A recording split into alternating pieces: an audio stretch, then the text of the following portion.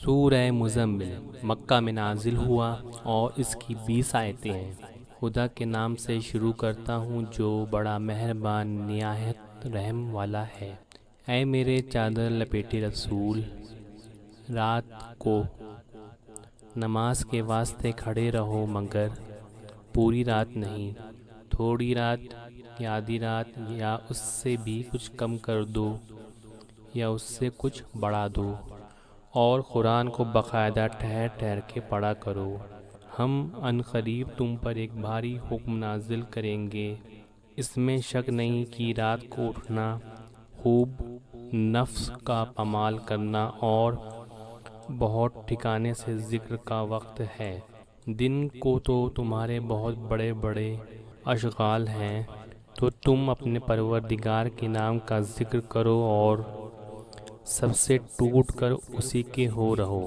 وہی مشرق اور مغرب کا مالک ہے، اس کے سوا کوئی معبود نہیں ہے، تو تم اسی کو کارساز بناؤ، اور جو کچھ لوگ بقا کرتے ہیں اس پر صبر کرو، اور ان سے باعنوان شائستہ الگ تھلگ رہو، اور مجھے ان جھٹلانے والوں سے جو دولت مند ہیں سمجھ لینے دو، اور ان کو تھوڑی سی مہلت دے دو۔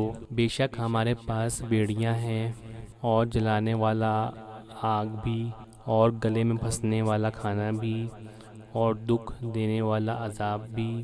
جس دن زمین اور پہاڑ لرزنے لگیں گے اور پہاڑ ریت کے ٹیلے سے بھربھرے ہو جائیں گے۔ اے مکہ والو، ہم نے تمہارے پاس اسی طرح ایک رسول محمد کو بھیجا جو تمہارے معاملے میں گواہی دے، جس طرح فرعون کے پاس ایک رسول موسیٰ کو بھیجا تھا۔ تو پھر فرعون نے اس رسول کی نافرمانی کی تو ہم نے بھی اس کی سزا میں اس کو بہت سخت پکڑا۔ تو اگر تم بھی نہ مانو گے تو اس دن کے عذاب سے کیا بچو گے جو بچوں کو بوڑھا بنا دے گا۔ جس دن آسمان پھٹ پڑے گا، یہ وعدہ پورا ہو کر رہے گا۔ بے شک یہ نصیحت ہے، تو جو شخص چاہے اپنے پروردگار کی راہ اختیار کرے۔ اے رسول، تمہارے پروردگار چاہتا ہے کہ تم اور تمہارے چند ساتھ کے لوگ کبھی 2/3 رات کے قریب، اور کبھی آدھی رات، اور کبھی تہائی رات نماز میں کھڑے رہتے ہوں، اور خدا ہی رات اور دن کا اچھی طرح اندازہ کر سکتا ہے۔